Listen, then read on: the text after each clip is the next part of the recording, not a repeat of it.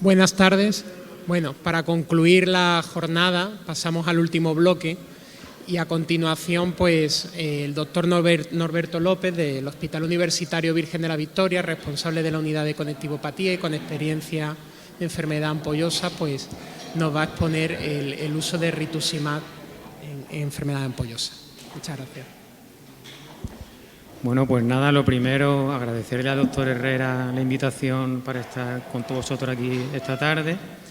Y bueno, nada, esta mañana ha habido un par de ponentes que estaban mal con la voz y bueno, yo estoy un poquito flojo con las piernas esta tarde y me vaya a disculpar que os vaya a hablar sentado.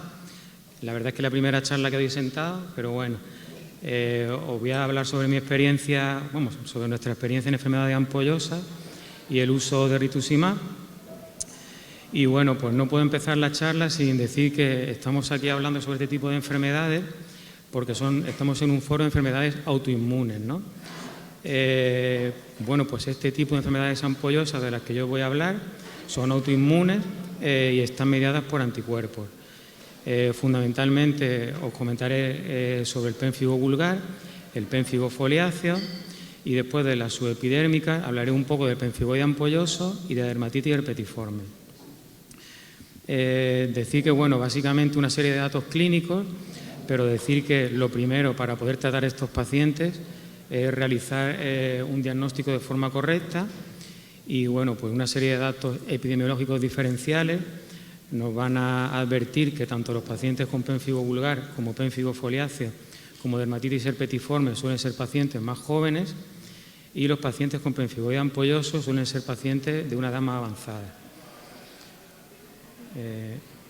Después, nada, no voy a pormenorizar la enfermedad de una por una, pero bueno, os dejo aquí esta tabla o este cuadro que creo que es bastante explicativo, en el que podéis ver las diferencias entre el pénfigo vulgar, el pénfigo foliáceo, el pénfigoide ampolloso y la dermatitis herpetiforme. Básicamente todos sabemos que el pénfigo vulgar y el foliáceo generalmente suelen ser ampollas flácidas, que más que lo que se ven son erosiones, mientras que en el pénfigoide ampolloso lo que veremos son ampollas tensas. El Nikolsky será positivo en las variedades de pénfigo y bueno, y el prurito es muy intenso en los pacientes con pénfigoide ampolloso y dermatitis herpetiforme. La localización de las lesiones, pues fundamentalmente también hay diferencia entre cada una de las patologías y la afectación de las mucosas es fundamental en los pacientes con pénfigo vulgar. En cuanto a la histopatología y la inmunopatogenia, pues creo que es importante porque bueno, son enfermedades en las cuales se producen anticuerpos que se van a dirigir frente a proteínas o estructuras específicas de la piel y de ahí la utilidad de los fármacos que voy a tratar a continuación. En el caso del pénfigo, pues son anticuerpos antidesmogleína 3, en el caso del pénfigo foliáceo antidesmogleína 1 y en el pénfigoide ampolloso anti-BP180 y anti-BP230. El tratamiento clásico del pénfigo vulgar, como todos sabéis, se basa en el tratamiento con corticoides por vía oral y bueno, pues decir que comparar todas estas pautas y la forma en la cual se trata es difícil, primero por lo poco frecuente que es el pénfigo y después también por la escasa homogeneidad entre todos los estudios. Lo que hacemos casi todos en el día a día, pues nada, es si el pénfigo es leve o moderado, empezar con dosis baja de prednisona y si nos encontramos con formas graves, pues empezar a dosis alta de prednisona. Todo esto, pues como veremos, está cambiando con el uso de rituximab. Después también sabemos que hay una serie de tratamientos adyuvantes. Y bueno, en el caso del pénfigoide ampolloso, pues de la misma forma podemos tratarlo con prednisona por vía oral o incluso con corticoides tópicos y decir que bueno, este es un algoritmo que está publicado en actas en el cual podemos ver cómo se puede tratar el pénfigoide ampolloso dependiendo de la gravedad o de la severidad del cuadro clínico.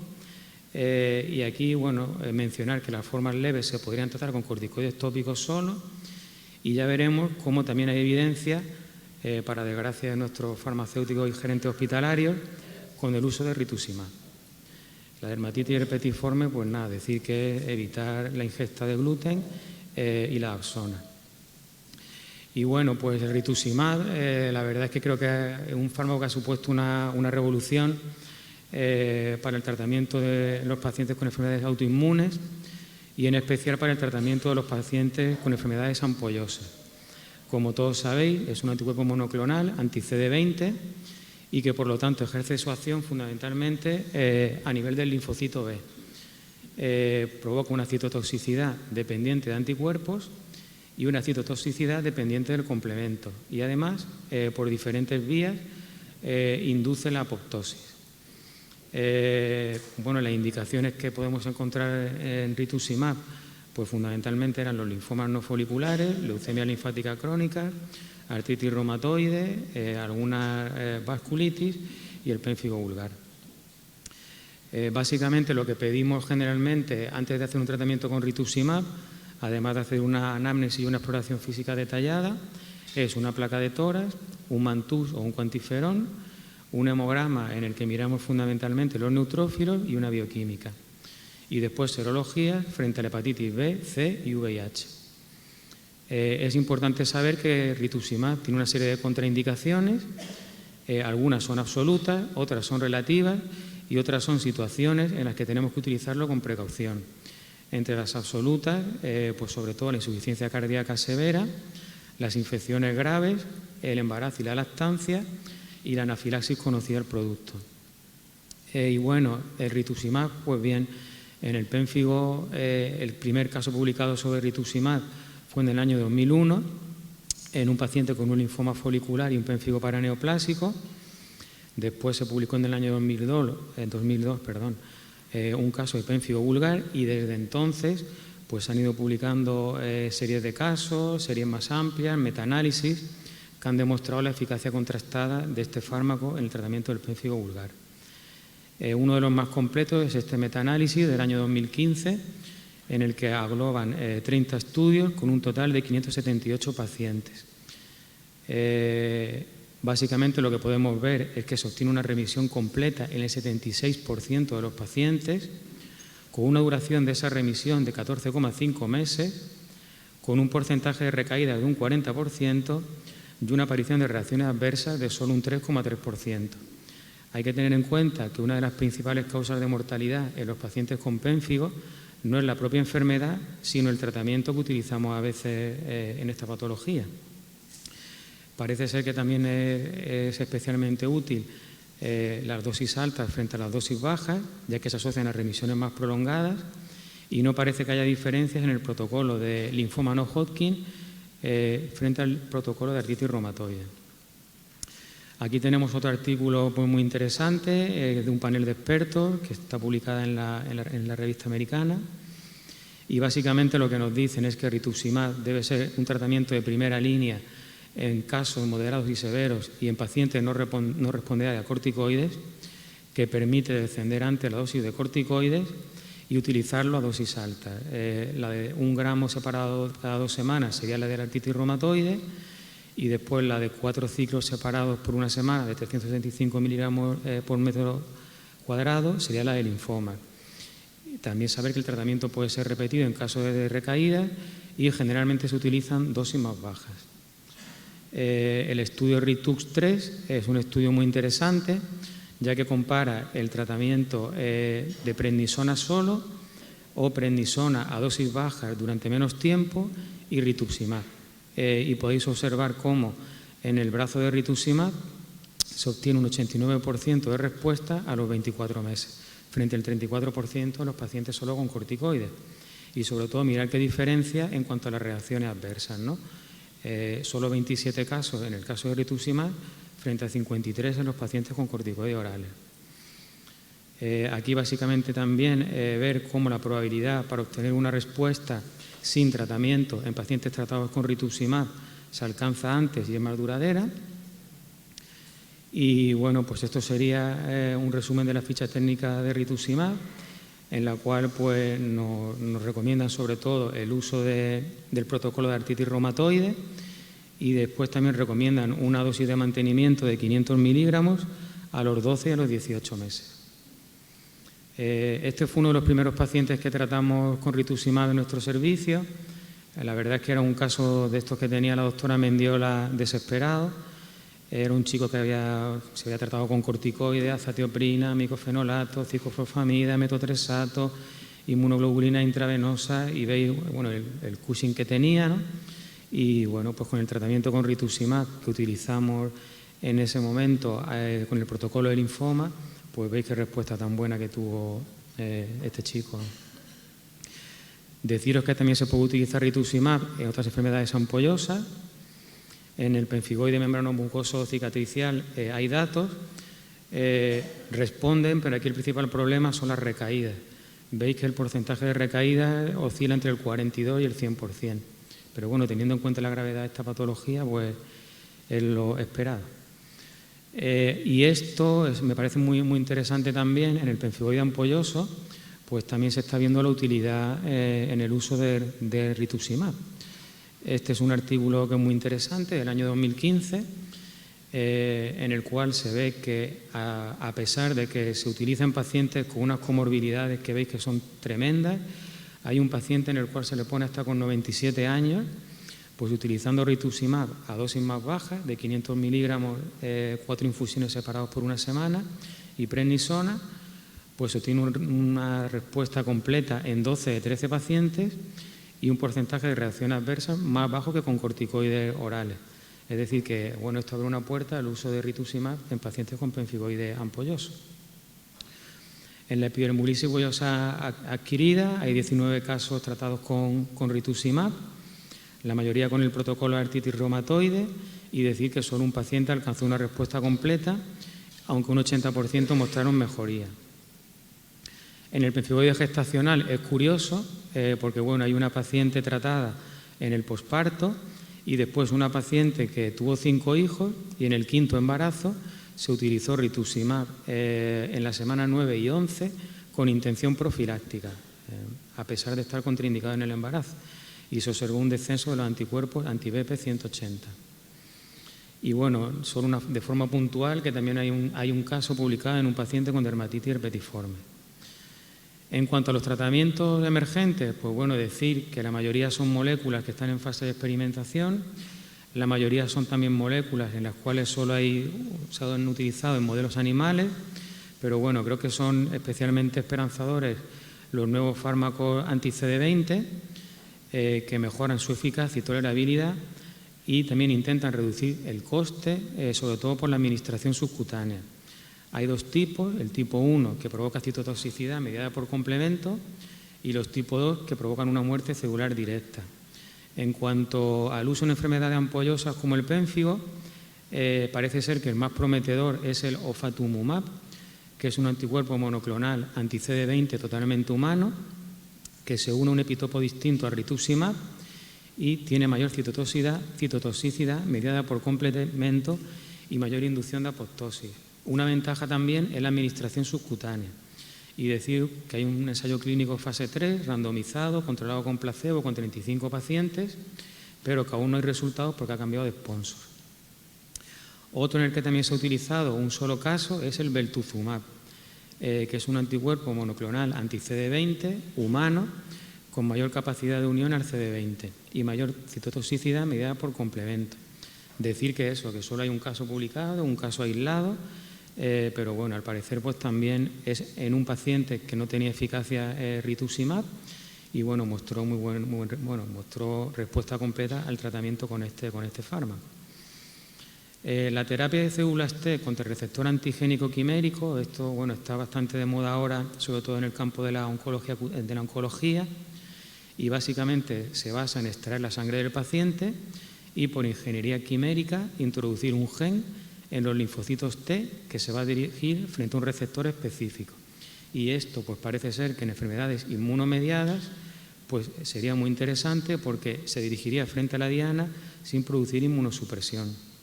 Comentaros que en el pénfigo hay estudios en modelos animales de células T dirigidas frente a la desmogleína 3 y esto pues daría una posibilidad de destruir las células B de desmogleína 3 específicas, pero como os comento, esto está dando sus primeros pasos y después sabéis que es una terapia carísima.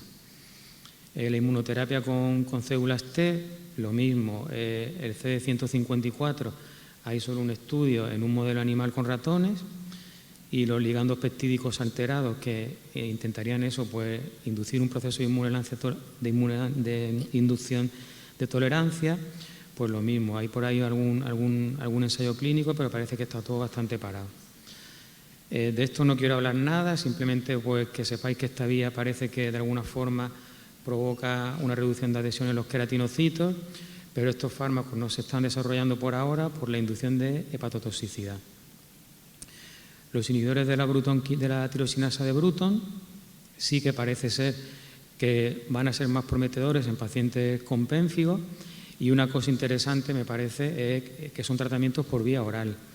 De hecho, hay un estudio fase 2 actualmente abierto con esta molécula, el PRN 1008, en pacientes con pénfigo vulgar, ¿no? Pues que a lo mejor dentro de no mucho tiempo pues tendremos resultados. Los inhibidores del FAS ligando, lo mismo, hay un anticuerpo monoclonal anti-FAS ligando, el nombre de la molécula es esa, pero lo mismo, son modelos animales que tampoco por ahora están dando sus primeros pasos.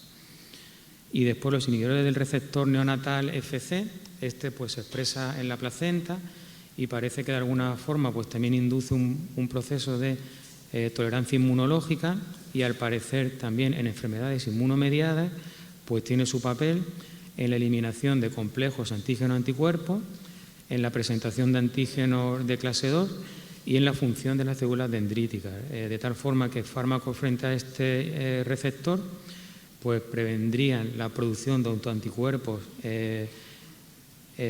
por parte de los linfocitos, y también de alguna forma reducirían los complejos de antígeno-anticuerpos por un mecanismo de catabolismo celular. Y bueno, pues deciros que también hay un estudio fase 1B con esta molécula, el SIN001, se administra por infusión intravenosa, y bueno, por ahora parece ser que tiene una alta tolerabilidad y que provoca una disminución en los anticuerpos antidemogleína 3 y una buena respuesta clínica.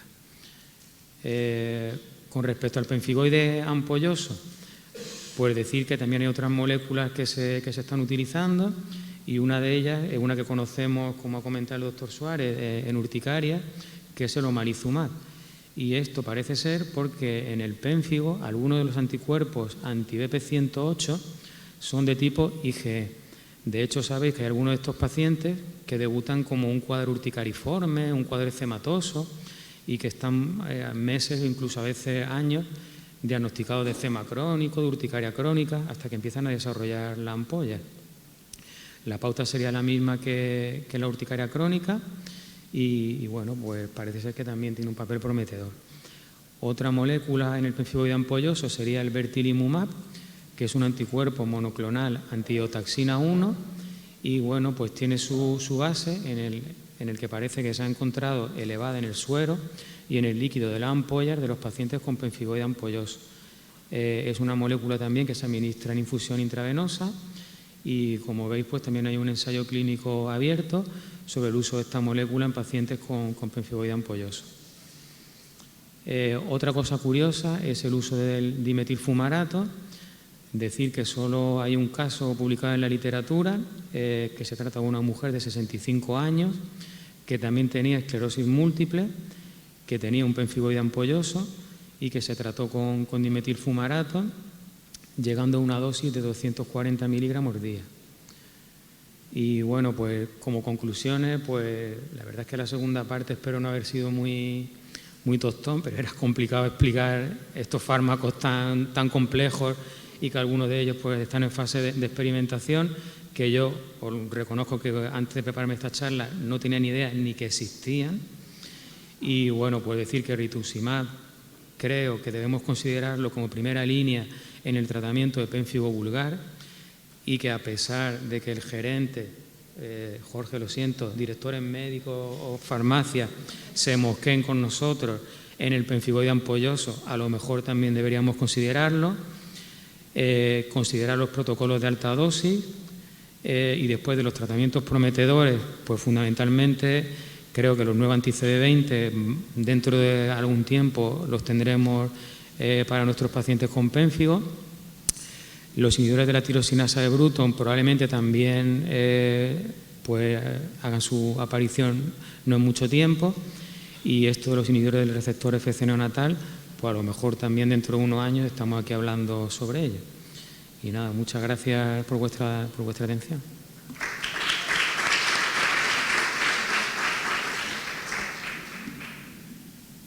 Bueno, a continuación, si alguien tiene alguna pregunta al respecto. Norberto, por sentido práctico, en lo que es inicio de tratamiento, ¿se debe de suspender el inmunosupresor que estamos utilizando antes de iniciar rituximab o piensas que debemos de mantenerlo un tiempo? Bueno, la verdad es que nosotros hemos utilizado rituximab, han sido en 5 casos. De los 5 casos, 2 lo que hicimos fue ya directamente ponerle rituximab, porque es que no tiene sentido, viendo los resultados que tenemos, esperar a estar mandando al paciente con inmunosupresores. Y después el resto de casos eran pacientes pues, que habían fracasado al resto de terapias que tenían, y lo que hicimos fue sí, mantener el corticoide y suspender el inmunosupresor. Y ya pues, a partir de ahí mantener el corticoide, evidentemente, y empezar el tratamiento con rituximab. Que en nuestros casos, deciros que la verdad es que el protocolo que hemos utilizado en todos ha sido el de linfoma, el de 375 miligramos por metro cuadrado, excepto en el último, que fue un paciente que lo puse el jueves de la semana pasada, que ya le puse la dosis de artritis reumatoide, la de 1 gramo separado por 2 semanas.